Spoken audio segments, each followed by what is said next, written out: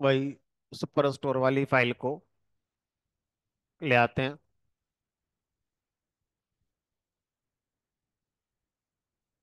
अब देखो, कल हमने ये सीखा था कि जब आप किसी फाइल को गेट डेटा से आप पावर बीआई में ला रहे होते हैं, तो उस समय ट्रांसफॉर्म का ऑप्शन आता है।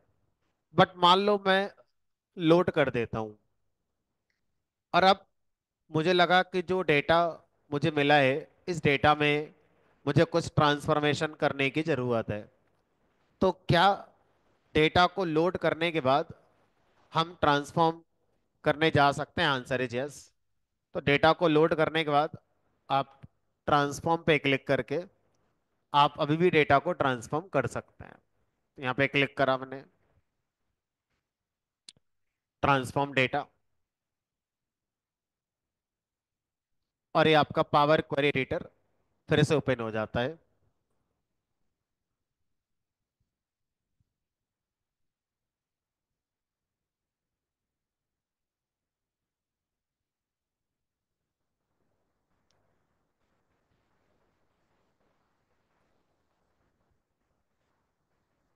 अब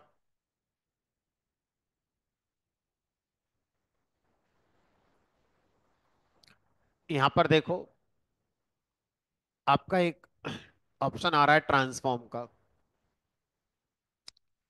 तो इस पे क्लिक करेंगे।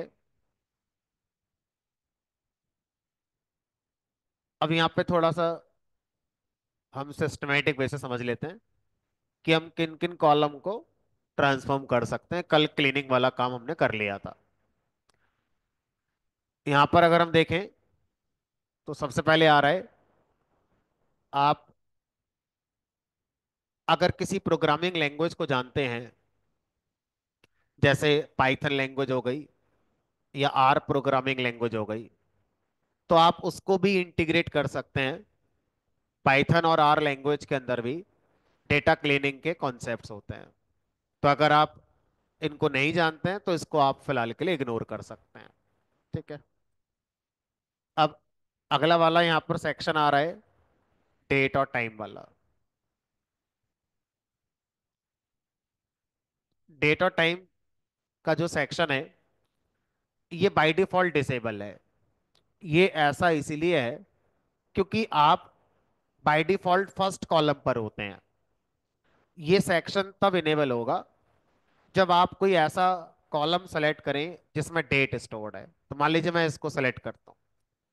अब अगर आप देखेंगे तो आपका ये डेट और टाइम वाला इनेबल हो गया। लेकिन सर, डेट और टाइम का हुआ, ड्यूरेशन वाला अभी भी नहीं हुआ। तो अगर किसी कॉलम में आपका टाइम भी होता तो फिर ये ड्यूरेशन वाला भी आ जाता। ठीक है। तो अब यहाँ पे क्या क्या ऑपरेशन है जो हम डेट टाइम पे कर सकते हैं, अभी देखेंगे। उसके बराबर में देखें तो नंबर कॉलम पर किए जाने वाले ऑपरेशंस हैं, फिर टेक्स्ट कॉलम पर किए जाने वाले ऑपरेशंस हैं, और कल हमने इनमें से काफी कुछ पढ़ लिया था, जैसे डेटा टाइप चेंज करना, वैल्यू रिप्लेस करना, फिल करना। तो कुछ हमने पढ़ लिए थे। और ये टेबल लेवल ऑपरेशन है, पूरी टेबल पर किए जा सकते हैं। तो आज यहाँ से पढ़ना अपना शुरू करते हैं, इधर की तरफ अपना चलेंगे, और ट्रांसफॉर्मेशन वाला जो चैप्टर है कोशिश करेंगे जितना हो सकता होगा पूरा हो जाएगा। तो अब अगर हम देखें तो इस वाले कॉलम में ऑर्डर डेट हमारा अवेलेबल है। तो ऑर्डर डेट कॉलम में हम क्या क्या कर सकते हैं? सबसे पहले आ रहा है एज निकालना। एज का मतलब क्या होता है? एज का मतलब होता है कि आपके लैपटॉप का जो भी अभी इस समय डेट है, जैसे आज 6 मई 2025 है, तो ये वाला जो ऑर्डर आया है, ये 8 नवंबर 2020 को आया है। तो 8 नवंबर 2020 से लेकर 6 मई 2025 तक कितना डिफरेंस आया, उसको हम क्या बोलते हैं? एज कहते हैं। ठीक है। तो अगर हम देखें तो जनरली एज को कैलकुलेट करने की जरूरत पड़ सकती है। मेरे पास एम्प्लॉयज का डेटा है, और उनकी डेट ऑफ ज्वाइनिंग है। अब मुझे ये पता करना है किसी भी एम्प्लॉय ने जिस डेट से ज्वाइन किया था तब से लेके आज तक उनको कितना टाइम हो गया हमारी ऑर्गेनाइजेशन में काम करते हुए। तो आप हर एम्प्लॉय की एज को इस फीचर का यूज करके कैलकुलेट कर सकते हैं। तो ये आपका यहाँ पर बाय डिफॉल्ट जो आ रहा है ये डेज में आ रहा है। अब आप बोलोगे सर मुझे डेज में नहीं चाहिए, मुझे मंथ में चाहिए, मुझे ईयर में चाहिए, या मुझे आवर में चाहिए, मिनट में चाहिए। तो आप देखो, जैसे ही आपने यहाँ पर इस कॉलम में एज निकाली तो अब ये ड्यूरेशन वाला कॉलम अपने आप इनेबल हो गया, क्योंकि इस वाले कॉलम में हम ड्यूरेशन को अप्लाई कर सकते हैं। ड्यूरेशन का मतलब है यहाँ per year, month, quarter, day, इस तरह की चीजें होंगी। लेट मी चेक, इस पे क्लिक करा और देखो यहाँ पर सब आ गया। Day, hour, minute, second, year, सारी चीजें यहां से आप अपना कैलकुलेट कर सकते हैं। बट इस बात का ध्यान रखिएगा कि हम ट्रांसफॉर्म टैब में आने के बाद किसी भी कॉलम पर कोई भी ट्रांसफॉर्मेशन ऑपरेशन करेंगे तो वो सेम कॉलम में चेंज हो जाएगा, सेम कॉलम में चेंज हो जाएगा, नया कॉलम क्रिएट नहीं होगा। ठीक है। तो ट्रांसफॉर्म का मतलब यही होता है कि आपने अपना ट्रांसफॉर्मेशन किया तो आप में ही चेंज हुआ है, आपकी नई कॉपी बनकर नहीं आई है ना। जैसे आमिर खान ने दंगल मूवी के लिए अपना ट्रांसफॉर्मेशन किया था, अदनान सामी ने अपना ट्रांसफॉर्मेशन किया हुआ है। इसका मतलब कि बहुत सारे एक्टर हैं जो मूवी के लिए अपना बॉडी को ट्रांसफॉर्म करते हैं, तो उनकी कॉपी नहीं बन जाती है, वो खुद ही ट्रांसफॉर्म हो गए, वो एक्चुअल वाले नहीं रहे। ठीक है। तो ट्रांसफॉर्म शब्द का मतलब समझ में आ गया, एग्जिस्टिंग में ही चेंज करना, ना कि कॉपी बनाना। ठीक है। तो अब अगर आप इस स्टेप को वापस कैंसिल करना चाहते हैं कि ठीक है सर समझ में आ गया कि ट्रांसफॉर्म का मतलब क्या होता है, अब हम इसको वापस करना चाहते हैं। ठीक है। तो अब यहां पर हमने इसको कैंसिल कर दिया, तो वापस जैसा था वैसे ही हमारा यहां पर हो जाएगा। अब जरा डेट पे जाओ, बाकी ऑपरेशन फोकस करो कैसे होंगे हमारे।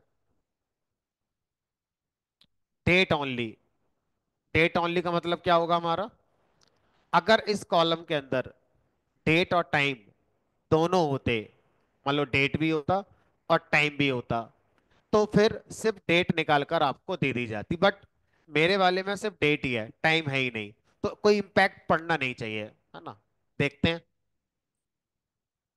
कोई इम्पैक्ट नहीं पड़ा, क्योंकि इसमें अगर डेट के साथ टाइम भी होता, जैसे बैंक का ट्रांजैक्शन का डेटा है तो उसमें डेट भी होती है, टाइम भी होता है। तो अगर मैं उस वाले कॉलम पर डेट ओनली यूज करता तो शायद कोई फर्क हमें यहाँ पर पड़ता। उसके बाद इसमें से सिर्फ ईयर ईयर निकालना है। ठीक है। तो ईयर निकालोगे तो सिर्फ ईयर ऐसे निकल कर आ जाएगा। ठीक है।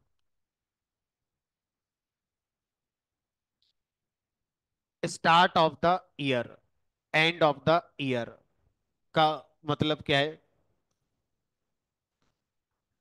अगर आप देखो तो यहां पर 2020 का ये ऑर्डर है, तो 2020 के जितने भी ऑर्डर होंगे वो सारे ऑर्डर 2020 को, सबसे पहला ऑर्डर जिस तारीख को आया था, मान लो 1 जनवरी को आया था, तो सारे ऑर्डर 1 जनवरी 2020 में ट्रांसफॉर्म हो जाएंगे। और अगर मान लो 2020 में पहला ऑर्डर 1 तारीख को ना आकर 5 तारीख को आता, 5 जनवरी 2020 को, तो 2020 के सारे ऑर्डर 5 जनवरी को ट्रांसफॉर्म हो जाएंगे। ठीक है। तो ईयर के अंदर स्टार्ट ऑफ द ईयर इस तरीके से काम कर रहा है। तो अब मुझे यहाँ दिख रहा है सब 1 1 जनवरी को ट्रांसफॉर्म हो गए।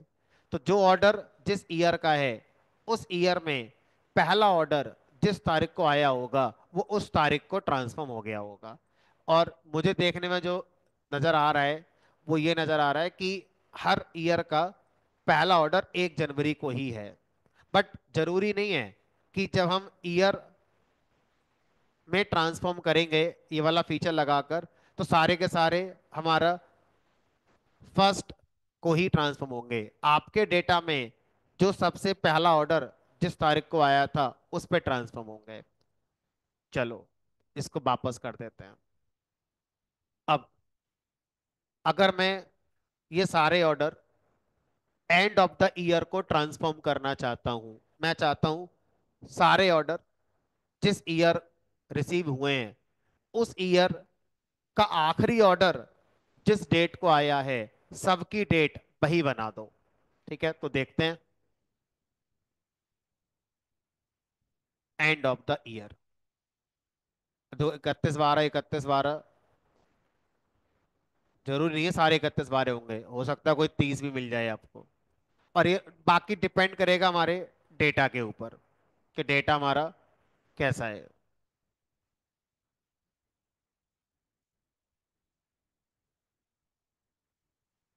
चलो फिलहाल तो ऐसा कुछ मुझे नजर नहीं आ रहा, सारे 31 को ही देख रहे हैं। चलो अब ये स्टेप भी समझ में आ गया, इसको कैंसिल कर दिया, वापस आ गए आगे। शायद इसमें देखने को मिल जाए। मंथ में जाओगे तो सिर्फ मंथ मंथ आपको देखने को मिलेगा। जैसे 8/11/2020 था तो सिर्फ मंथ निकाल दिया। अच्छा, अगर आप थोड़ा ध्यान से देखो तो क्या हमने सिमिलर फंक्शनैलिटी के लिए डेक्स भी तो पढ़ा था। वहां भी तो हम ये सब कर पा रहे थे डेक्स के अंदर। वहां पर पहला पॉइंट ये था कि हमें लिखना पड़ रहा था, और दूसरा पॉइंट ये था नया कॉलम बन रहा था। यहाँ पर एग्जिस्टिंग कॉलम में आपका चेंज हो जाता है। तो डेक्स ट्रांसफॉर्मेशन के लिए यूज कभी नहीं किया जा सकता। क्यों नहीं किया जा सकता? क्योंकि डेक्स में हमेशा नया बनता है, एग्जिस्टिंग कॉलम में कोई चेंज कभी नहीं किया जाता है। अगर आप एग्जिस्टिंग कॉलम बनाना ही नहीं चाहते हो, आपका नया कॉलम बनाना ही नहीं है, एग्जिस्टिंग में ही चेंज करना है, तो आपको ट्रांसफॉर्मेशन ही सीखना पड़ेगा। ठीक है, मंथ वाला समझ में आ गया। स्टार्ट ऑफ मंथ क्या मतलब होगा इसका? कोई भी ऑर्डर जिस मंथ का है, मान लो कोई ऑर्डर 15 जनवरी 2020 का है, तो वो जनवरी 2020 में पहला ऑर्डर जिस डेट को आया होगा, मान लो 2 जनवरी 2020 को आया, तो 15 जनवरी वाला ऑर्डर भी 2 जनवरी 2020 में ट्रांसफॉर्म हो जाएगा। ऐसा हर मंथ के लिए कर दिया जाएगा। तो हर मंथ का ऑर्डर उस मंथ का जो फर्स्ट ऑर्डर आया है उसकी जो डेट होगी उसमें ट्रांसफॉर्म कर दिया जाएगा। तो इस तरह से ये आपके ट्रांसफॉर्म यहाँ पर कर दिए गए हैं। ठीक है, चलो जिस तरह से आपका, अब देखो ये स्टार्ट ऑफ मंथ है तो ऐसे ही एंड ऑफ मंथ भी होगा। ठीक है, तो अब करके देख ही लोगे। डेज इन मंथ, इसका मतलब है अभी आपका ऑर्डर डेट कॉलम सेलेक्टेड है। अगर मैं पहली वैल्यू को फोकस करूं तो वो 8/11/2020 है। 11 का मतलब हो गया नवंबर। तो नवंबर के मंथ में कितने दिन होते हैं? 30, 31 या 29, कितने होते हैं? बस यही करेगा वो, उससे ज्यादा कुछ नहीं करेगा। तो हर वैल्यू जो यहाँ पर हमारा आ रही है वो जिस मंथ की हमारी ऑर्डर है उस मंथ में कितने डेज होते हैं, अगर आप ये निकालना चाहते हो तो इस वाले फीचर का यूज निकाल सकते हो। ठीक, आगे बढ़ेंगे। नेम ऑफ मंथ, 11 की जगह नवंबर लिख कर आ जाएगा, अक्टूबर लिख कर आ जाएगा, इस तरह से। ठीक है सर, अब आगे बढ़ते हैं। मंथ के बाद आता है क्वार्टर। तो अब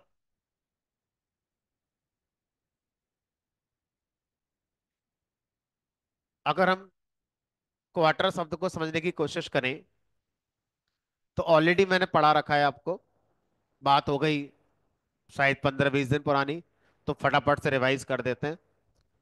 तो फर्स्ट क्वार्टर 3 महीनों से मिलकर बनता है, जनवरी फरवरी मार्च। सेकंड क्वार्टर आपका बनता है अप्रैल मई जून से मिलकर। तीसरा बनता है जुलाई, अगस्त, सितंबर, अक्टूबर, नवंबर, दिसंबर। बस। अब देखो यहां पर कई बार क्या होता है, किसी कंपनी में क्वार्टरली सेल कंपेयर करी जाती है, क्वार्टरली टारगेट दिए जाते हैं।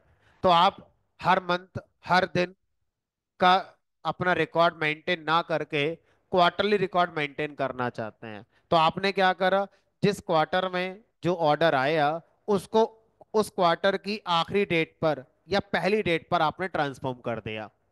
फॉर एग्जाम्पल, जनवरी, फरवरी, मार्च, इन तीनों महीनों में जितने ऑर्डर आए, सारे ऑर्डर, मार्च का आखिरी ऑर्डर जिस तारीख को आया था, सब उसी पर ट्रांसफॉर्म कर दिए गए होंगे। तो जनवरी वाला ऑर्डर भी मार्च में कन्वर्ट हो गया, फरवरी वाला भी मार्च में कन्वर्ट हो गया, और मार्च का कोई भी ऑर्डर मार्च की आखिरी डेट पर आपका कन्वर्ट हो गया।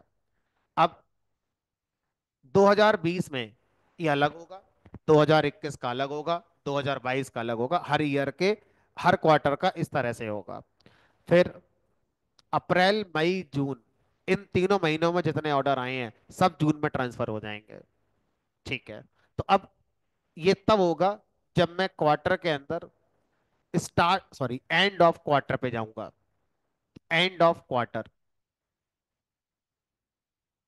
और अगर मैं क्वार्टर के अंदर एंड ऑफ क्वार्टर की जगह स्टार्ट ऑफ क्वार्टर पे जाता हूं तो इसका मतलब क्या होना चाहिए, सारे ऑर्डर फर्स्ट क्वार्टर के जनवरी की फर्स्ट डेट पर आ जाएंगे, और सेकंड क्वार्टर के सारे ऑर्डर अप्रैल में आ जाएंगे, and so on so on so on. ठीक है। Quarter of the year. Quarter of the year का मतलब है कि कोई भी ऑर्डर किस क्वार्टर में आया था। अब सोचो कोई ऑर्डर नवंबर का है, तो नवंबर किस क्वार्टर में पड़ा, फोर्थ क्वार्टर में, लिख कर आ गया फोर्थ, फिफ्थ, सिक्स्थ। तो इससे आपको बहुत सारी हेल्प हो सकती है। आपको ये पता करना है किस क्वार्टर में कितने ऑर्डर आए हैं, तो बड़ी आसानी से इस काम को आप पता कर सकते हो कि फर्स्ट क्वार्टर में कितने ऑर्डर आए थे, सेकंड क्वार्टर में कितने ऑर्डर आए, फर्स्ट क्वार्टर में कितनी सेल हुई, सेकंड में कितनी हुई। तो बड़ी आसानी से आप इस चीज को अब यहाँ कर पाएंगे। ठीक है।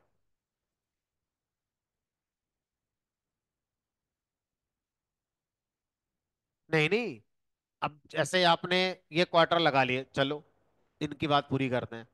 मान लो मैंने यहाँ पर क्वार्टर ऑफ द ईयर डाल दिया। अब ये कह रहे हैं कि सर ऐसे कहाँ तक करेंगे, कितनी बार चार और कितनी बार दो और कितनी बार क्या क्या है ना। तो अब यहाँ पर मैंने जब ये कर लिया है,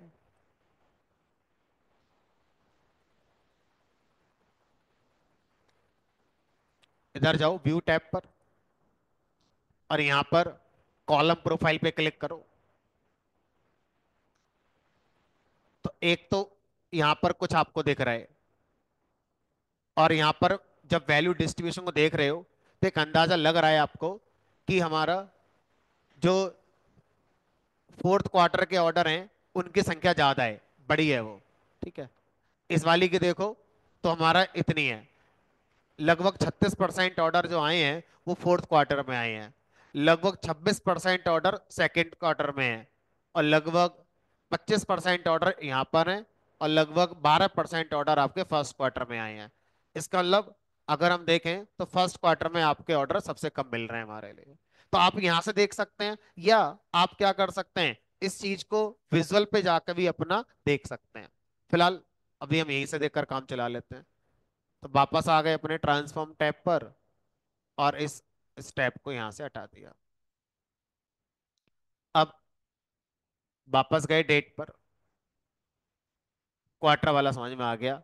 तो मुझे लगता है आप वीक वाला भी कर ही लोगे, week of year, week of month, start of week, end of week, उसी तरह से हमारे ये हो जाएंगे। ठीक है। तो इसमें कुछ ज्यादा मुझे समय नहीं लगाने की जरूरत है। सेम हमारा डे वाली कहानी है। अर्लीस्ट और लेटेस्ट, ये हमारा तब चलते हैं जब आप दो कॉलम सेलेक्ट करो, जैसे एक ये करा, एक ये करा। अब मैं डेट पे गया, और मैं सॉरी वापस आ जाओ, अर्लीस्ट। तो यहाँ अर्लीस्ट आपका तब काम कर रहा है जब इस पूरे कॉलम में आपको ये पता करना है सबसे पहली डेट क्या है ना। तो आपका ये काम करेगा। सबसे पहली डेट क्या है हमारा?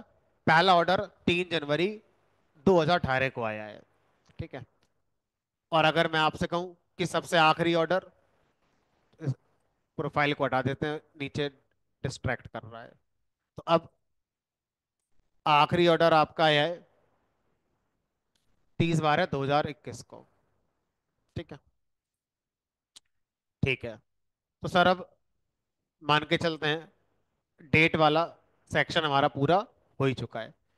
तो अब अगर आगे खिसके तो अगला वाला ऑपरेशन है नंबर पे। तो कि नंबर कॉलम पकड़ लेते हैं। नंबर कॉलम पकड़ लेते हैं। पकड़ लो। क्वांटिटी है, सेल है, डिस्काउंट है, प्रॉफिट है। इन्हीं में से कोई एक देख लो अपना। तो अब मान लो मैंने सेल्स को पकड़ लिया। अब जैसे मैंने सेल्स को सेलेक्ट करा, सारे ऑप्शन इनेबल हो गए। जो डिसेबल थे वो भी आ गए। कुछ मैं सेल्स के साथ समझा देता हूँ, कुछ क्वांटिटी के साथ समझा देता हूँ, देखते हैं किस में क्या जरूरत पड़ेगी। स्टैटिस्टिक्स के अंदर गए तो शायद ये जान पहचान की चीजें सारी। पूरे कॉलम का सम निकालना। ये आ गया। वापस जाओ। तो मैं करने की बजाय आप मुझसे पूछ लो कि कौन सा समझ में नहीं आ रहा है। जो नहीं आ रहा है वो मैं समझा दूंगा। ये भी जान पहचान का है, ये भी जान पहचान का है, ये भी जान पहचान का है, ये भी है। जानते हो उसे? क्लास अगर आपके पास हो, शुरू की दूसरी दूसरी क्लास पावर भी आएगी। पहली क्लास में थ्योरी पढ़ाई थी, इंस्टॉलेशन कराया था। दूसरी क्लास में पढ़ाया था स्टैंडर्ड एविएशन क्या होता है। ठीक है, मतलब मैंने पढ़ाया है। आप रिकॉर्डिंग देखकर, अगर रिकॉर्डिंग आपके पास होगी तो आपको याद आ जाएगा। दोनों चीजें आप जानते हैं, सब जानते हैं, तो मुझे नहीं लगता इसमें आपको और ज्यादा टाइम अपना लगाना चाहिए। ठीक है। अब देखो, इस वाले ऑपरेशन को मान लीजिए मैंने यहाँ पर दो कॉलम सेलेक्ट करे होते, तो सर ये डिसेबल हो गया आपका। तो सिंगल कॉलम के साथ आप इन ऑपरेशन कर पा रहे हैं। अब इधर आ जाओ। स्टैंडर्ड, इसमें कोई वैल्यू ऐड करनी है, मल्टीप्लाई करनी है, सब्ट्रैक्ट करनी है, डिवाइड करनी है। तो जो भी आप करना चाहें कर सकते हैं। तो मैं मान लो मैंने हर वैल्यू में 10 ऐड करना है। तो 261 का 272 271 हो जाना चाहिए। तो हर वैल्यू में ऐसा हो जाएगा। ठीक है। तो अब मल्टीप्लाई, सब्ट्रैक्ट, डिवाइड, मॉडलो, ये आप जानते हैं। तो डिवाइड और इंटीजर डिवाइड समझ में आ रहा है। डिवाइड मतलब रिजल्ट फ्लोट में आ सकता है, इंटीजर डिवाइड रिजल्ट इंटीजर में आएगा। मॉडलो, मॉड निकालना जो होता है हमारा। मॉड निकालने का मतलब क्या है? जैसे मान लो ये 5 है और मैं 2 से भाग करूं, तो ये आ गया 2 2 जा 4, क्या बचा 1। इसे बोलते हैं मॉड। मॉड लो। ठीक है, रिमाइंडर, जिसको आप रिमाइंडर भी कह सकते हैं। तो जब आप इस पे क्लिक करेंगे तो आप मॉडलो निकालेंगे, तो आपको वैल्यू बतानी है कि किससे भाग करके निकालें। 261 को किससे भाग करें, और फिर आपको मॉड निकाल कर दिया जाएगा। फिर उसी नंबर को सबसे भाग करके जो रिमाइंडर बचेगा निकाल कर आपको दिखा दिया जाएगा। तो मैंने कहा 5 से कर दो सबको भाग। तो जो मॉड होगा वो लाकर आपको दे देगा। अब आगे बढ़ेंगे।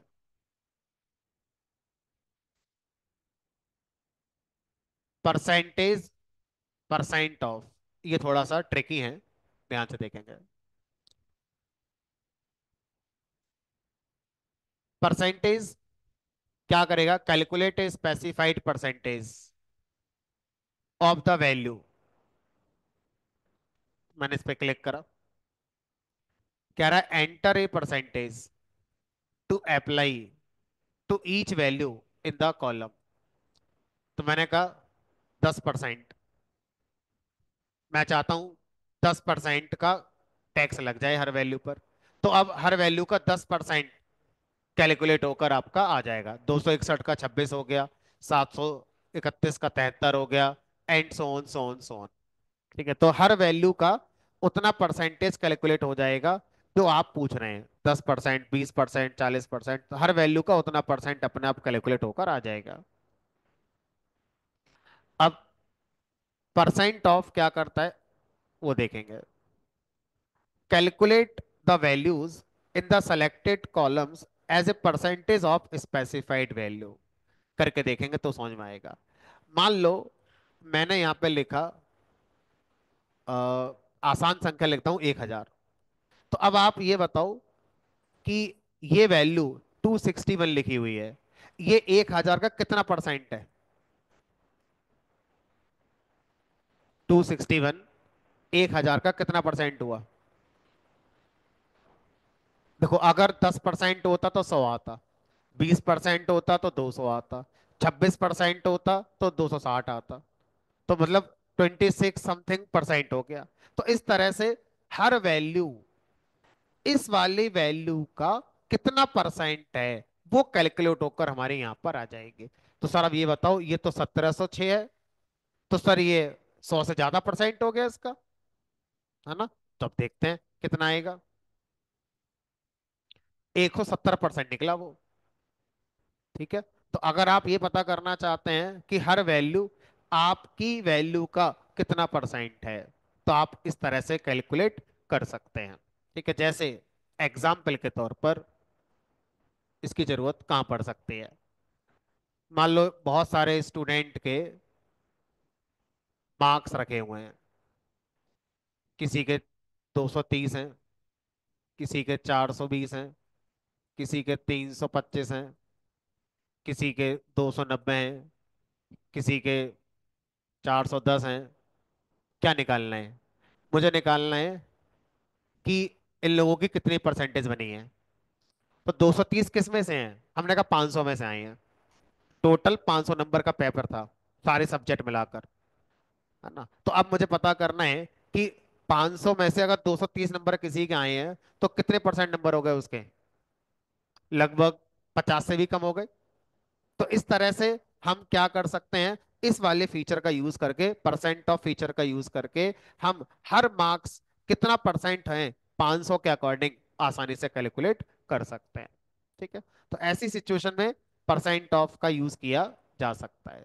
चलो सर, ये सारे आ गए। अब इधर आ जाओ। इस वाले को समझाने के लिए मैं एक काम करता हूं, स्पेसिफिक होकर, ताकि मैं समझा पाऊं, प्रॉफिट पकड़ लेता हूं। इमेजिन करिए, अभी तो प्रॉफिट पकड़ लिया मैंने। मान लो मेरे पास कोई कॉलम है जिसका नाम है एज।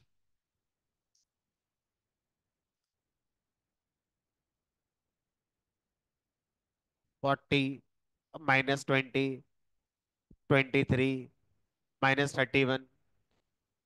क्या लगता है आपको कि एज माइनस में हो सकती है? कहीं कैलकुलेट हुई होगी किसी फार्मूले के अकॉर्डिंग? तो बड़ी वैल्यू माइनस छोटी वैल्यू की जगह छोटी वैल्यू माइनस बड़ी वैल्यू हो गई होगी। अब जैसे मैं आपसे कहूं, किसी का डेट ऑफ ज्वाइनिंग मान लो 2020 था, और हमें 2025 के साथ पता करना है कि कितना टाइम हो गया। तो अगर मैं 2025 माइनस 2020 कर दूं तो 5 आ जाएगा, लेकिन 2020 माइनस 2025 कर दिया तो -5 आ जाएगा। साइंस तो समझ में आ ही रहा है। तो अगर मैं किसी भी कॉलम में आने वाली वैल्यूज की एब्सोल्यूट वैल्यू देखना चाहता हूँ, साइन देखना ही नहीं चाहता, मुझे साइन में इंटरेस्ट ही नहीं है ना? तो आप क्या करो, उस कॉलम को सेलेक्ट करो, साइंटिफिक में जाओ, पहला है एब्सोल्यूट वैल्यू। तो हर वैल्यू आपका बिना साइन के दिखाई जाएगी। तो इसका मतलब एज कॉलम एक अच्छा एग्जांपल हो सकता है। डिस्टेंस, क्या दो चीजों के बीच की दूरी माइनस में हो सकती है? कभी नहीं हो सकती। सोचो, मान लो ये पॉइंट है ए, अब ए से बी की दूरी कुछ है, ए से सी की दूरी कुछ है, मैंने कहा ए से डी की दूरी, तो ये बोलोगे पीछे तो माइनस में है। क्या गूगल मैप दिखाता है कभी? किधर भी चले जाओ चारों डायरेक्शन में किलोमीटर पॉजिटिव ही दिखाता है, कभी थोड़ी दिखाता है पीछे की तरफ है आपका ये तो -4 किलोमीटर है। समझ में आ रही है कहानी? गाड़ी का स्पीडोमीटर, रिवर्स में गाड़ी चलाओ तो मीटर का पीछे भागेगा माइनस में। स्पीड कभी माइनस में हो सकती है नहीं। डिस्टेंस, स्पीड, एज, ये बाई चांस बात है, कोई कैलकुलेशन आपने ऐसी करी है तो माइनस में आ गया, तो उसका कोई सेंस नहीं है कि माइनस में वैल्यू को लेकर आगे बढ़ो, तो आप एब्सोल्यूट वैल्यू पर ट्रांसफॉर्म कर दो, क्योंकि आपको पता है कि ये वैल्यू हमें माइनस में कभी मिलेगी नहीं। चलो, तो एब्सोल्यूट वैल्यू का मतलब क्या है वो समझ में आ गया, तो मैंने प्रॉफिट पे करके समझाया, बट प्रॉफिट में करने की जरूरत नहीं है क्योंकि प्रॉफिट तो माइनस में हो सकता है। समझाने के लिए मैंने करके दिखा दिया आपके लिए। साइंटिफिक पे गए। अब पावर को समझाने के लिए मैं क्वांटिटी पकड़ लेता हूँ। ठीक है, तो अब इस पे गए, पावर निकालनी है। स्क्वायर, स्क्वायर का मतलब होता है पावर टू। तो हर वैल्यू की पावर टू हो जाएगी, टू की पावर टू फोर हो जाएगा, थ्री की पावर टू नाइन हो जाएगा, फाइव की पावर टू ट्वेंटी फाइव हो जाएगा, सेवन की पावर टू फोर्टी नाइन। तो हर वैल्यू जिस कॉलम के अंदर है उसका स्क्वायर निकाल दिया जाएगा। तो सर क्यों निकालेंगे, हमने कहा देखो फिर से, मान लो आपसे कहा जाए ये सर्कल है, छोटा, बड़ा, बीच का, और बड़ा, और छोटा, तो सबकी रेडियस होगी कुछ ना कुछ, हर सर्कल की रेडियस होगी। अब मान लो एक कॉलम है और उस कॉलम का नाम है रेडियस। अब हर सर्कल की रेडियस यहाँ लिखी हुई है। अब सोचो, उससे कहा गया सबका एरिया निकाल दो। क्या फार्मूला एरिया निकालने का, पाई आर स्क्वायर, पहले आर स्क्वायर तो कर लो। तो इस कॉलम में आर तो रखा ही है, रेडियस रखी है, स्क्वायर कर लो। उसके बाद अभी पढ़ाया था मल्टीप्लाई, मल्टीप्लाई करना 3.14 से आर स्क्वायर को, सबका एरिया निकल कर आ गया। समझ पा रहे हो क्या कह रहा हूं मैं? ठीक है, चलो, तो अब आगे बढ़ते हैं। इसको कैंसिल करके क्यूब पावर थ्री। ठीक है, तो ऐसे बहुत सारे फार्मूले जिनमें क्यूब निकालने की जरूरत पड़ती है, सिलेंडर का, कोन का। अब आगे बढ़ो। अब सर हम इस पैसे पावर निकाल सकते हैं, power five, power six, power ten. Square और क्यूब का तो डायरेक्ट दे दिया, तो तीसरा ऑप्शन आ रहा है पावर। इस वाले में आपसे पूछेगा कितनी, आप बताओ। आप दो लिख दो तो स्क्वायर के बराबर हो गया, तीन लिख दो तो क्यूब के बराबर हो गया, बाकी आप जो चाहोगे उसके अकॉर्डिंग पावर निकल कर आ जाएगी। हर वैल्यू की पावर फाइव हो गई हमारी। ठीक है, तो इस तरह से आप इस ऑपरेशन का यूज कर सकते हैं। Square root, square root under root निकालना, जैसे 16 का स्क्वायर रूट क्या होता है हमारा फोर, 25 का फाइव, ऐसे करके हर वैल्यू का स्क्वायर रूट निकल कर आपका आ जाएगा। जो भी होगा आप अपना देख लेना। अब एक्सपोनेंट, हर वैल्यू का एक्सपोनेंट आपका निकाल दिया जाएगा, यानी कि ई की पावर एक्स कंप्यूट कर दिया जाएगा, ई की पावर एक्स। ठीक है, अब एक्स माने यहाँ पे टू हो गया, यहाँ पर एक्स माने थ्री हो गया, तो हर किसी के लिए इसकी वैल्यू अलग अलग आएगी। ई की वैल्यू 2.3 समथिंग कंसीडर करी जाती है, तो 2.3 की पावर टू, 2.3 की पावर थ्री, 2.2 तो इस तरह से अगर हम एक्सपोनेंट निकालते हैं तो इस फार्मूले का यूज करके हर वैल्यू का एक्सपोनेंट निकाल दिया गया होगा। ठीक है, तो अब अगला है हमारा लॉग, बेस टेन और बेस ई। नेचुरल लॉग को हम बेस ई कहते हैं और बेस टेन हमारे ये आता है। तो बचपन की बात कह सकते हो, लॉग बेस टेन पर उसी की वैल्यू कितनी आती है, वन। तो किसी भी लॉग की वैल्यू उसी के बेस पर वन होती है, इतना हमें याद है। अब इन्हीं में से किसी एक को कॉस करके देख लो कि भाई कहीं टेन लिखा है इसमें, कहीं दिखा तो था। ये रहा। तो अगर मैं इस पूरे कॉलम का लॉग निकालूं तो यहां पर बनाना चाहिए, बाकी का नहीं पता, बाकी तो देखना पड़ेगा बेस टेन पे। तो ढूंढने में टाइम लग जाएगा, हमने कहा कोई बात नहीं।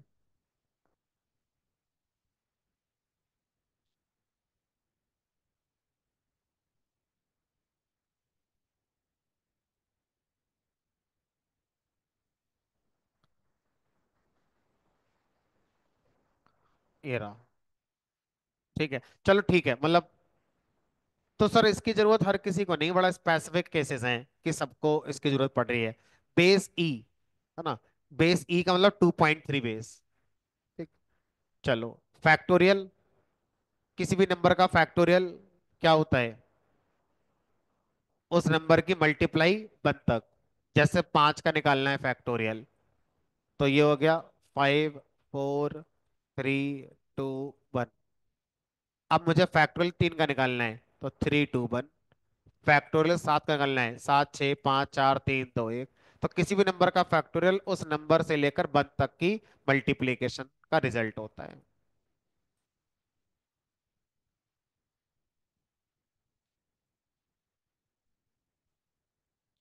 फैक्टोरियल का यूज जनरली होता है हमारा परम्यूटेशन कॉम्बिनेशन के कॉन्सेप्ट के लिए। आपको अगर परम्यूटेशन कॉम्बिनेशन पे कुछ ट्रांसफॉर्मेशन करने कोई काम करना है तो आप इस फीचर का यूज कर सकते। ठीक है सर, ये हो गया। ट्रिग्नोमेट्री, ट्रिग्नोमेट्री सुनते ही sine theta cos theta tan theta, ये वही ट्रिग्नोमेट्री है। तो अब इस पे क्लिक करो, ये पीछे नहीं छोड़ेंगे, साइन कॉस टेन। तो इनका स्पेसिफिक यूज केसेस है, जनरल केसेस में हम इनको यूज नहीं कर रहे होते हैं। तो जैसे थोड़ा बहुत जो मुझे याद आ रहा है, आपको भी शायद कभी रटवाया गया होगा। कॉस जीरो की वैल्यू क्या होती है? 1। कॉस 90 की वैल्यू क्या होती है? 0। कॉस 180 भी होता है क्या? ठीक है। तो इस तरह से हर किसी, अगर कोई ऐसा मैथमेटिक्स का डेटा है जिसमें ये वैल्यू हमारा एंगल को रिप्रेजेंट कर रही है, और मुझे उस एंगल का कोसाइन या टेन या साइन निकालना है, तो आप इन फार्मूलों का डायरेक्ट क्लिक करके निकाल सकते हैं। ठीक है, फिलहाल हम बहुत ज़्यादा इसमें नहीं जा रहे हैं, क्योंकि इनका यूज़ करने के लिए पहले आपको इनका मीनिंग पता होना चाहिए कि साइन का रियल लाइफ में यूज़ क्या है, कॉस का रियल लाइफ में यूज़ क्या है, टेन का यूज़ कहाँ होता है। तो होता है, ऐसा नहीं है जबरदस्ती पढ़ाए गए थे। सब मिलेंगे जिनका कोर्स आगे जाके डेटा साइंस होगा, उनको कॉस पढ़ाया जाएगा कि कॉस का इस्तेमाल कहाँ होता है। ठीक है। टेन के इस्तेमाल मैं थोड़ा सा बता देता हूँ, क्योंकि मैं तो इस फील्ड का हूँ नहीं, बट एक अंदाजा मैं आपको दे सकता हूँ जितना मुझे पता है।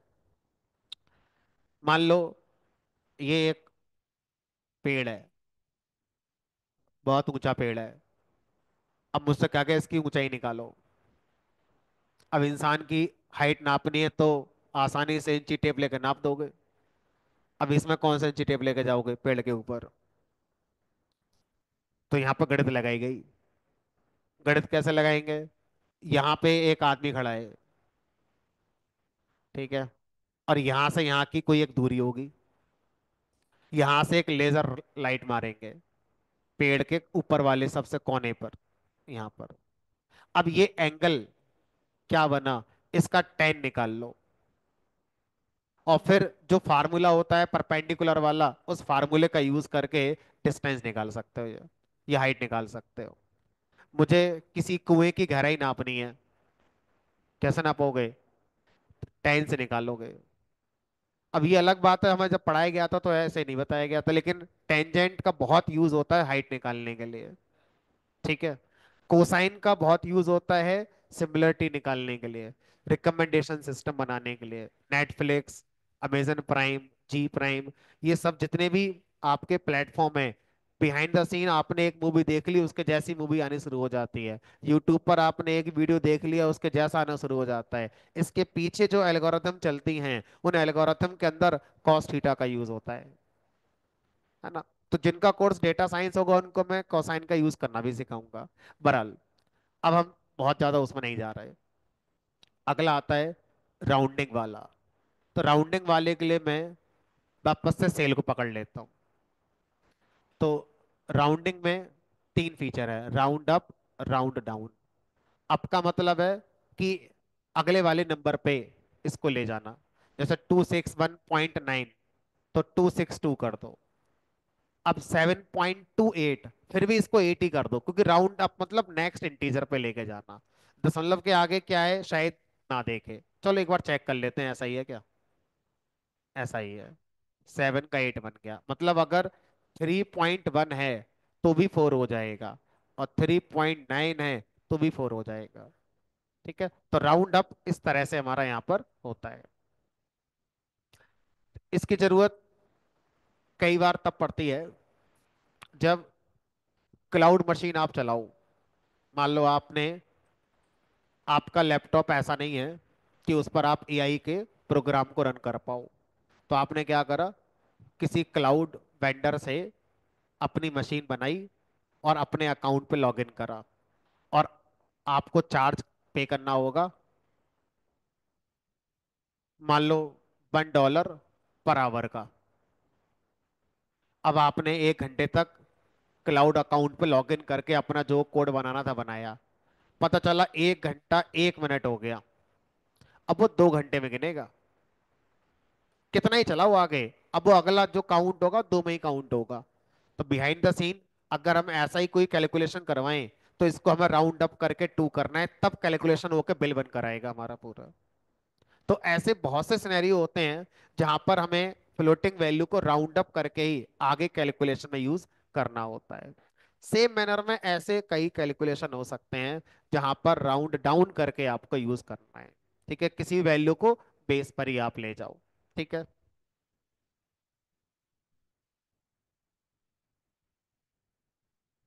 कहाँ गया राउंड डाउन? तो सेम इंटीजर पे आपका राउंड हो जाएगा। अब अगर मैं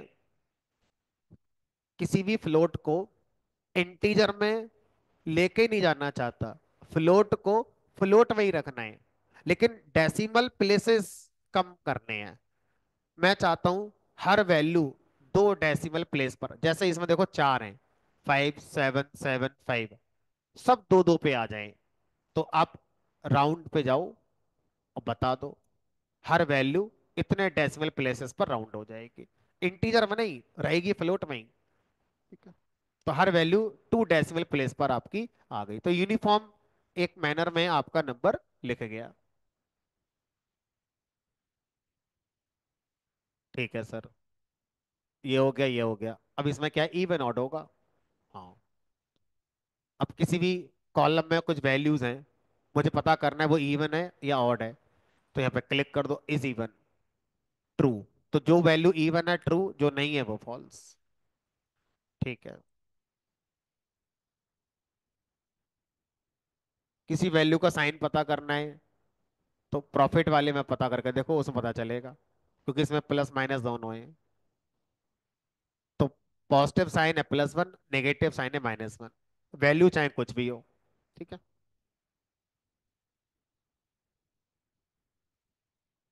चलो, नंबर वाला सेक्शन लगभग पूरा हो गया हमारा। अब आ जाओ इस वाले पर, टेक्स्ट कॉल, टेक्स्ट कॉलम।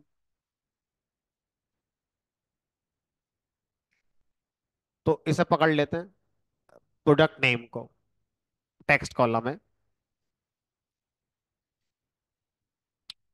तो अब पहला ऑप्शन आ रहा है इसको स्प्लिट करने का। क्या आप इस कॉलम को स्प्लिट करना चाहते हैं? एग्जाम्पल के तौर पर मान लीजिए आपका कोई कॉलम है जिसमें आपका first name, middle name, surname एक ही कॉलम में रखा हुआ है, लेकिन मुझे सिर्फ फर्स्ट नेम आगे पहुंचाना है, या मुझे सिर्फ सरनेम पता करना है, तो आपको अपने कॉलम को स्प्लिट करना पड़ेगा। लेकिन अब आपको ये नहीं पता कि फर्स्ट नेम और सेकंड नेम में कितने कितने करेक्टर हैं, लेकिन बीच में स्पेस तो होगा, तो स्पेस के बेस पर स्प्लिट कर सकते हो, चाहे पहले वाले और दूसरे वाले वर्ड में कितने भी करेक्टर आते हो, अपने आप स्प्लिट कर देगा। तो ऐसी रिक्वायरमेंट आ सकती है कई बार, तो आप स्प्लिट कर सकते हो। कई बार क्या होता है, कोई भी ऑर्डर आईडी बनी, तो किसी ऑर्डर आईडी में शुरू के सीक्वेंस पता होता है ये रहेगा, सिर्फ लास्ट का नंबर चेंज होता है, तो हम स्प्लिट करके पता कर सकते हैं लास्ट वाला डिजिट बस। ठीक है, तो स्प्लिट का मतलब क्या है, वो ऐसा कुछ होता है। चलो देखते हैं। स्प्लिट कॉलम पे गए, यहाँ पे क्लिक करा, पहला ऑप्शन है बाई डेलीमीटर। डेलीमीटर शब्द को आप सेपरेटर मान के चलो, बाई सेपरेटर। तो ये बताओ, अगर मैं उस वाले एग्जाम्पल को इमेजिन करूं, first name middle name last name, तो सेपरेटर क्या चाहते होगे? स्पेस। स्पेस आने पर कॉलम को क्या कर दो? स्प्लिट कर दो। ठीक है। तो अब ये क्या करेगा? जैसे ही मैं इस पे क्लिक करूंगा, मुझसे पूछेगा बताओ अपना सेपरेटर, किसके बेस पर आप इसे करना चाहते हो। देखते हैं क्या बताता है। तो देखो, इसने अपनी आप समझदारी दिखाई, और डेलीमीटर इसने क्या बना दिया? स्पेस। लेकिन हो सकता है कि इसका डिसीजन सही ना हो। आप स्पेस से सेपरेट नहीं करना चाहते, आप किसी पर्टिकुलर लेटर के आने पर सेपरेट करना चाहते हो। तो कोई बात नहीं, यहां से पसंद करो। बताओ किससे करना है? कॉलन से करना है, कॉमा से करना है, सेमी कॉलन से करना है, या अपना कुछ लिखना है उससे करना है? तो मोस्ट ऑफ द केसेस में यही सेपरेटर हमारे मिलते हैं। लेकिन फिर भी अगर आप कहो कि नहीं, इस पर्टिकुलर करेक्टर के आने पर स्प्लिट हो जाए, तो कस्टम में जाकर अपना लिख दो, बताओ कौन सा करेक्टर है जिसके अकॉर्डिंग करना चाहते हो। हमने कहा चलो पहले तो स्पेस ही ले लेते हैं। अच्छा, अब ध्यान रखना, पावर बीआई का ये इंटेलिजेंस है कि वो कॉलम को सेंस करके डिफॉल्ट में आपको वह ला के दे रहा है जो आप साइज चाहते होंगे। अगर मैं इस कॉलम की बजाय इस कॉलम को पकड़ लूं, ऑर्डर आईडी, अब जरा ध्यान से देखो, अगर मैं ऑर्डर आईडी कॉलम को स्प्लिट करने की कोशिश करता हूं, तो क्या सेपरेटर मैं चाहता हूंगा? इसमें क्या सेपरेटर मैं चाहूंगा अलग करने के लिए वैल्यू को? डैश। डैश लग रहा है, सी ए डैश 2020 डैश कुछ और। अब देखो, जैसे ही मैं जाऊंगा स्प्लिट कॉलम पर, ये समझ गया हमारी बात, और अपने आप से इसने यहां पर क्या लगा दिया? डैश। कोशिश कर रहा है कि जो आप सोच रहे हो वो अपने आप सोच ले है। और अगर इसने गलत सोचा है, अपना चेंज कर दो फिर। ठीक है, अब आगे बढ़ते हैं। चलो, इसी को पकड़ लिया तो इसी के साथ आगे बढ़ते हैं। अब यहां पर ऑप्शन आ रहा है स्प्लिट करना है। कैसे करना है? अगर मैं इस कॉलम को स्प्लिट करूं डैश लगा के, तो सोचो, एक तो हिस्सा ये आ गया, एक ये आ गया, तो इसके तीन नए कॉलम नहीं बन जाएंगे फिर? Answer is yes. अगर आपने ये वाला ऑप्शन ही सेलेक्ट रखा, ईच अक्रेंस ऑफ डेलीमीटर, तो हर बार नया कॉलम क्रिएट होगा। पहला अलग बन गया, दूसरा अलग बन गया, तीसरा अलग बन गया। अब आप कहो नहीं सर, मैं तो बस पहली बार जो डैश आ रहा था उस पे स्प्लिट कराऊंगा, आगे कितने भी डैश आए वो सब एक माने जाएं, अलग अलग माने ही ना जाएं। तो अगर ऐसा चाहते हो, तो इसको यहां से कैंसिल करके दो बार कैंसिल करना पड़ेगा। तो अब वापस चलेंगे स्प्लिट कॉलम पे, बाई डेलीमीटर, और यहां पर देखो ऑप्शन आ रहा है लेफ्ट मोस्ट, सबसे पहले जो आए लेफ्ट साइड में, बस इतना एक कर दो, और बाकी सब एक कर दो। ठीक है।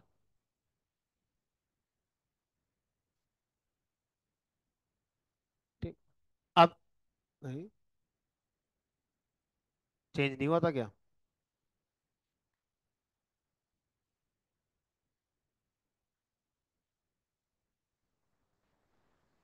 Left most. अब देखो, ये एक तरफ आ गया और ये एक तरफ आ गया। अगला वाला मैं नहीं करूंगा, अपने आप कर लेना घर जाके।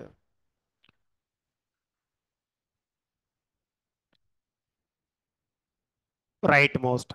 समझ में आ गया क्या कह रहे हो। अब आगे बढ़ते हैं। बाई डेलीमीटर खत्म। अब मैं बाई नंबर ऑफ करेक्टर करना चाहता हूँ। मतलब इतने करेक्टर एक हो जाएं, इतने करेक्टर एक हो जाएं, इतने एक हो जाएं, इतने एक हो जाएं। तो कई बार क्या है, कोई डेलीमीटर आ ही नहीं रहा है, लेकिन एक सीक्वेंस बना हुआ है अपने आप से, है ना? जैसे अगर आप अगर अपना ध्यान से पैन कार्ड देखें, पैन नंबर देखें, तो उस पैन में एक लेटर आप गैस कर सकते हो, बीच का लेटर। पेन में जितने करेक्टर होते हैं उसमें जो बीच वाला लेटर है, जैसे मान लो मेरा नाम है आदित्य कुमार।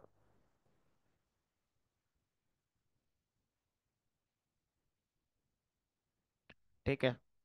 पैन नंबर में जो बीच का करेक्टर होगा वो आपके सरनेम का फर्स्ट लेटर होगा। ये पैन बनाने का स्टैंडर्ड है। अब आपका जो भी पैन नंबर अपना देख लेना। ठीक है। तो कई बार मुझे पैन का एक एग्जांपल लिया, मुझे समझाना यह है कि कई बार क्या होता है, कोई एक सीक्वेंस गिवन है, लगातार करेक्टर आ रहे हैं, उसमें कोई डेलीमीटर आ ही नहीं रहा है, लेकिन एक पैटर्न है कि 3 पर ये मिल जाएगा, अगले 3 पर ये मिलेगा, उसके बाद ये मिलेगा। समझ में आ रही है कहानी? ठीक है। तो अब अगर मैं इस अकॉर्डिंग स्प्लिट करना चाहता हूं तो पूछेगा बताओ कितने करेक्टर आने पर स्प्लिट करना चाहते हो। मैंने कहा दो, मतलब सी ए अलग हो जाएगा। बताओ अगला वाला क्या मिलेगा, अगले कॉलम में क्या आएगा? अगर पहले कॉलम में सी ए स्टोर होगा तो अगले कॉलम में क्या आएगा?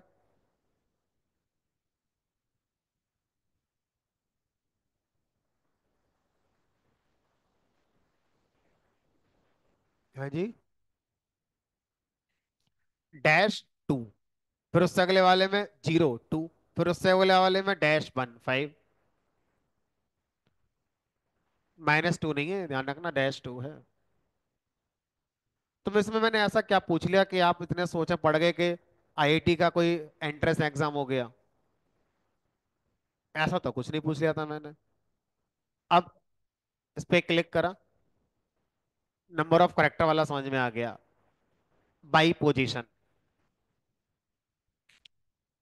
बाई पोजीशन का मतलब है कि इस इंटरवल पे बाई डिफॉल्ट उसने 0 to 7 कर दिया। इसका मतलब है 0 1 पर एक आएगा, 2 3 4 5 6 पर एक आएगा, और 7 से लेकर लास्ट तक एक स्प्लिट होगा। एग्जाम्पल के तौर पर मैं अगर लिख दूं यहां पर ABCDEFGHI ऐसे मान लो, तो ये 0, ये 1, ये 2, ये 3 4 5 6 7 8 आगे। तो यहां से यहां तक का एक बनेगा, यहां से लेकर और 6 तक एक बनेगा, और 7 से लेकर आगे तक का एक बनेगा।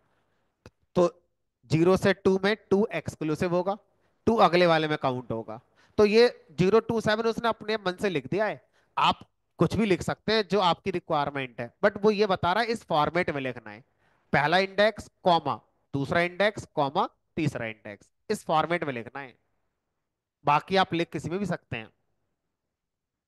चलो एक क्वेश्चन का आंसर देता हूं जो पिछले 3 4 बार से आप ऑब्जर्व कर रहे होगे।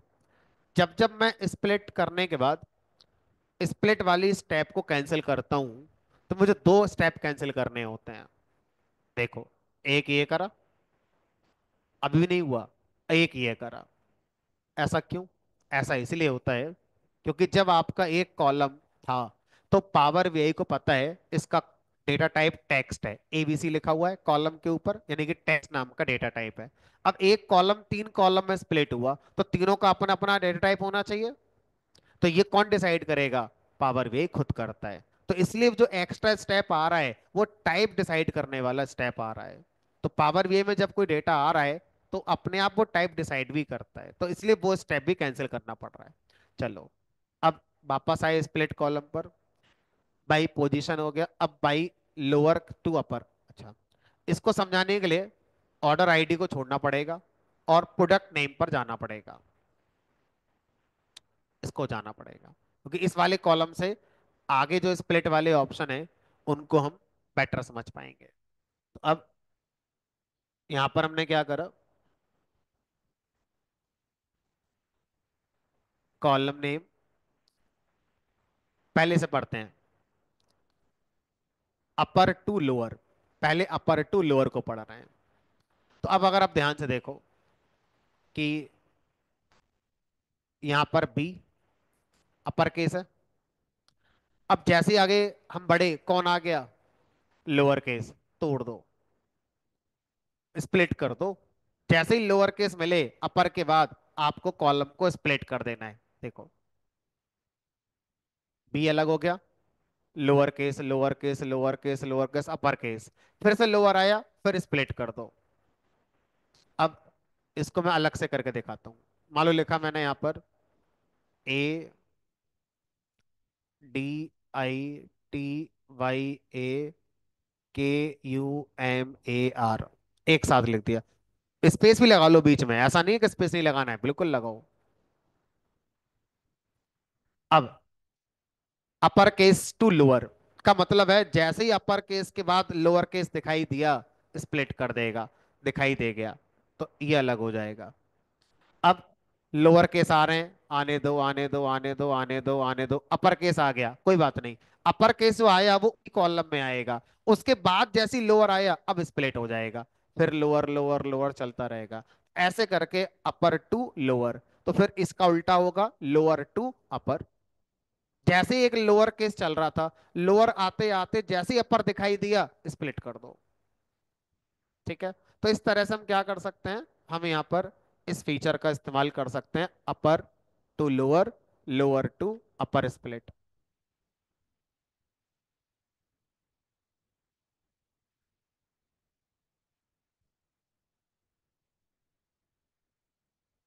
करा तो था, जैसे ही आपने डिवाइड करा, हर किसी का टाइप अलग अलग आया।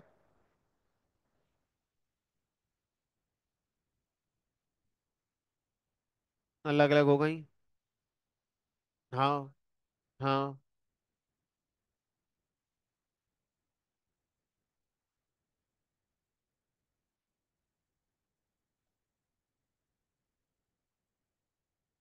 देख लेते हैं एक बार, ऐसा कुछ आया है क्या।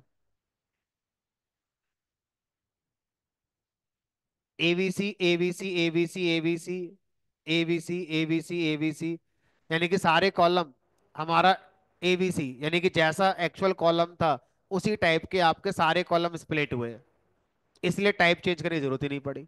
अगर स्प्लिट होने के बाद कोई कॉलम का टाइप बदल रहा है तो टाइप चेंज वाला हो रहा है। ठीक है।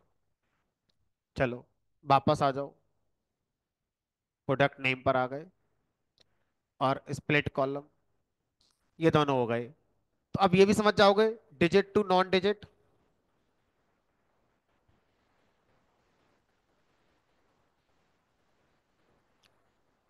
अच्छा ये बताओ, मान लो किसी की गाड़ी का नंबर है HR26AB1234।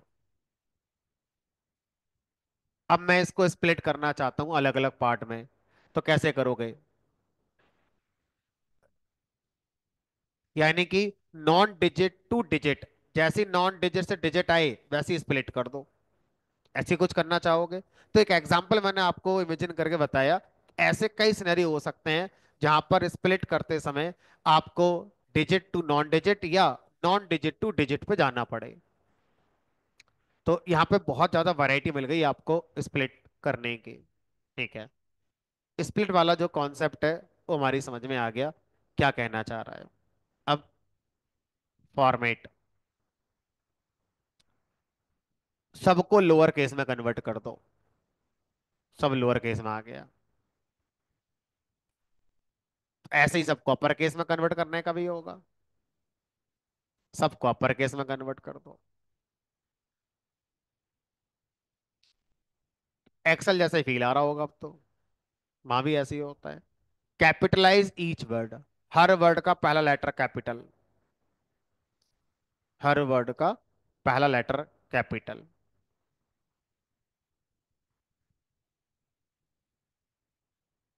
ट्रिम,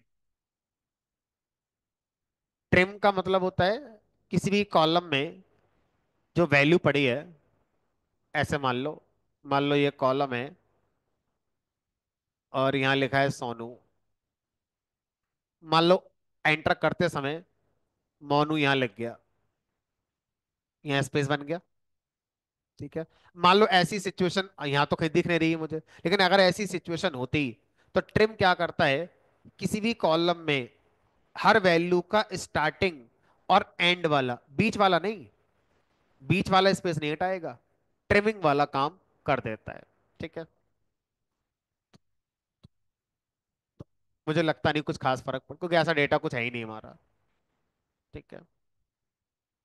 अब क्लीन, क्लीन का मतलब थोड़ा अजीबो गरीब है यहाँ पर। यहाँ क्लीन का मतलब वो क्लीन नहीं है जो मैंने आपको कल पढ़ाया था। कल मैंने पढ़ाया था डेटा क्लीनिंग, मिसिंग वैल्यू को फिल करना, मिसिंग वैल्यू को रिप्लेस करना, मिसिंग वैल्यू वाली रो को हटाना, फिल्टर करना, मिसिंग वैल्यू किसी कॉलम में तो उस कॉलम को हटाना। ये मैंने कल मिसिंग का मतलब बताया था। ठीक है। क्लीन का मतलब बताया था। आज जो क्लीन का मतलब है, फॉर्मेट वाला कॉलम तब आएगा जब आप टेक्स्ट को सेलेक्ट करोगे। टेक्स्ट को सेलेक्ट करो, तब आएगा।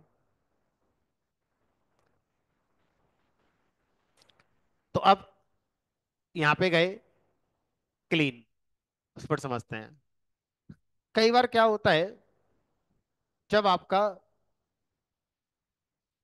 डेटा किसी एक प्लेटफॉर्म से दूसरे प्लेटफॉर्म पर आता है, एक प्लेटफॉर्म से दूसरे प्लेटफॉर्म पर, मान लीजिए एसक्यूएल सर्वर से आप एक्सेल में लेकर आए, या एसक्यूएल से पावर बीआई में लेके आए, तो कई बार कुछ ऐसे करेक्टर्स होते हैं जो हमारा एसक्यूएल के अंदर हैं। जैसे अब आपने शायद स्लैश एन के बारे में कभी सुना पड़ा हो। क्या होता है? न्यू लाइन देने का काम करता है, पाइथन में, जावा में, सी में, ऐसा सुन रखा है। अगर मैं एसक्यूएल के अंदर जाऊं, तो एसक्यूएल के अंदर जो स्लैश एन होता है, वो हमारा स्लैश एन की जगह स्लैश आर स्लैश एन होता है। अगर मुझे कभी एसक्यूएल के अंदर मैनुअली कभी जरूरत पड़ी नहीं मुझे, बट मैं आपको समझाने की कोशिश कर रहा हूँ कि एसक्यूएल के अंदर न्यू लाइन अगर आपको कभी जरूरत पड़ी खुद से देने की, तो वहां पर स्लैश आर और स्लैश एन चलता है ना। ये एसक्यूएल का अपना फॉर्मेट है।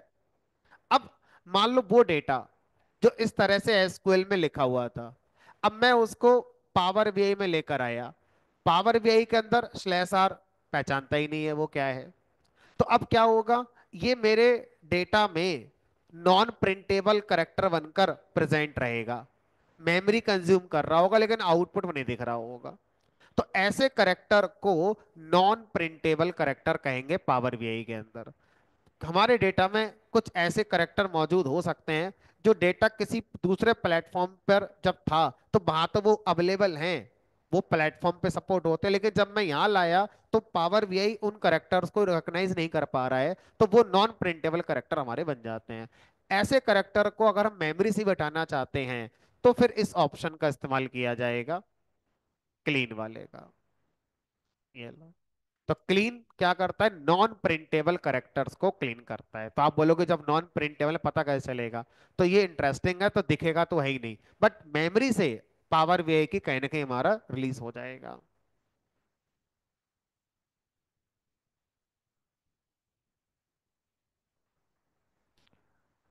अपना टैब चेंज करो। आप होम टैब के अंदर हैं, I guess, let me check. शायद आप होम टैब के अंदर हैं।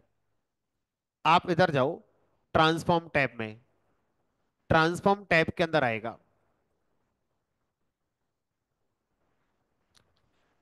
ट्रांसफॉर्म टैब में देखो एक बार, ट्रांसफॉर्म टैब में टेक्स्ट कॉलम के अंदर आएगा।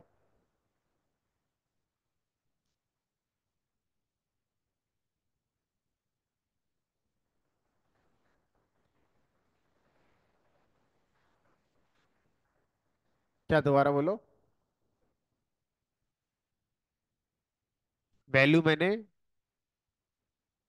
स्प्लिट कर दिया, कुछ भी कर दी, हाँ। हाँ,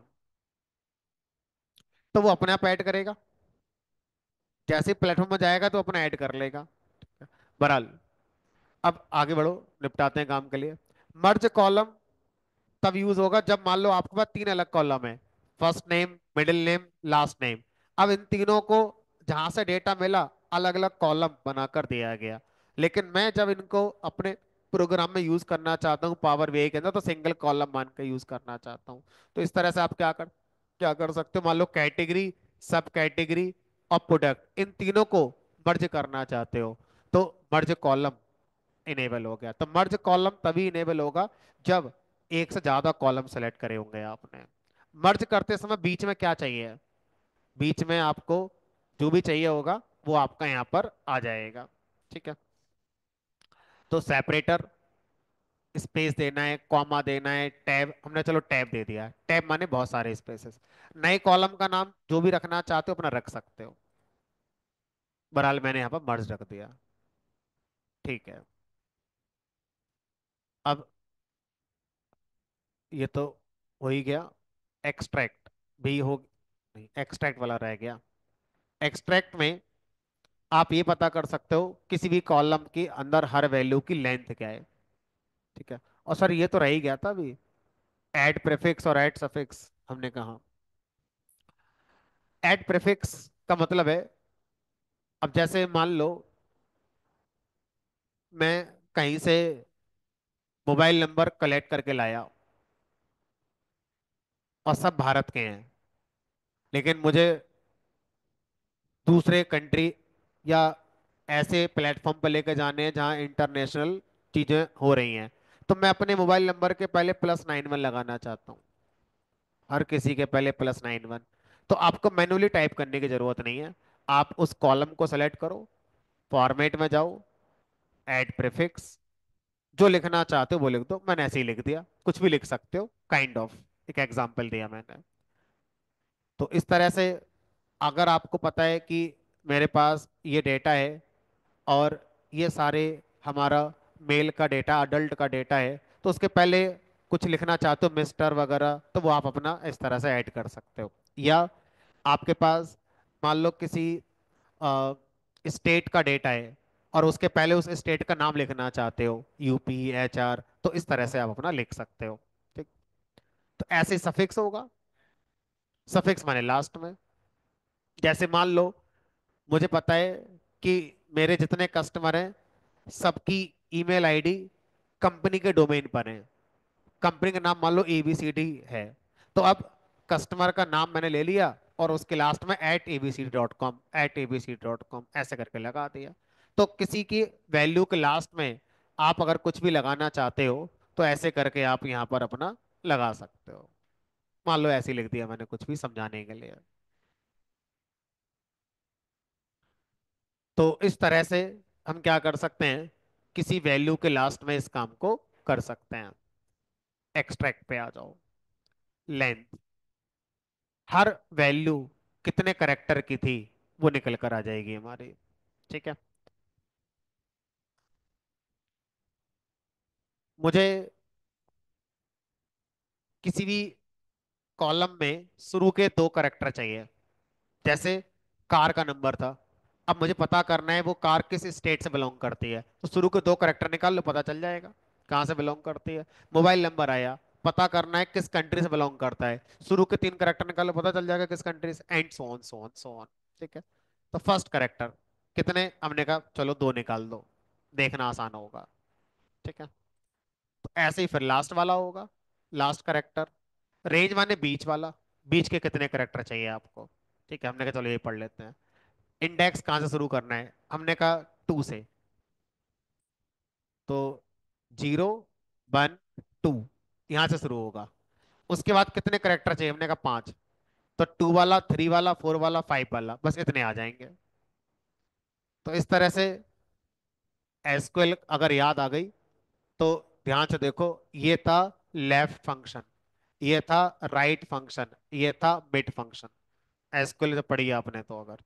ठीक है, टेक्स्ट बिफोर डेलीमीटर, मुझे स्पेस से पहले का टेक्स्ट दे दो बस, है ना, उसके आगे का जरूरत ही नहीं है। स्प्लिट भी नहीं करना है, स्प्लिट में क्या होता है सब मिल जाता है, मुझे सारा चाहिए ही नहीं, बस स्पेस से पहले का दे दो। एंटर डेलीमीटर, हमने कहा स्पेस, स्पेस से पहले का मिल गया बस, बाकी गायब। स्प्लिट में क्या होता है, गायब कुछ नहीं होता है, मिलेगा सारा। ठीक है, चलो text after delimiter, text between delimiter, इसी तरह से आप समझ गए। पार्ट्स वाला हम अभी शायद पढ़ नहीं पाएंगे। पार्ट्स वाला तब यूज होता है जब आपका किसी भी कॉलम के अंदर, ये कॉलम है, इस कॉलम के अंदर जो वैल्यू है वो जेसन फॉर्म में रखी है या एक्सएमएल फॉर्म में रखी है। तो आप जेसन और एक्सएमएल को पार्स करके एक्चुअल डेटा उसके अंदर से निकाल सकते हैं। ठीक है, जैसे मुझे नहीं पता आप जानते हैं कि नहीं, एक हल्का आइडिया देता हूँ। जेसन में डेटा करली ब्रेसेस में की वैल्यू की फॉर्म में स्टोर होता है ऐसे करके। तो अगर आप इस तरह के डेटा को रखते हैं और ये हटाना चाहते हैं, सिर्फ वैल्यू वैल्यू चाहते हैं, तो आप पार्स कर सकते हैं। एक्सएमएल में डेटा टैग की फॉर्म में स्टोर होता है ऐसे करके।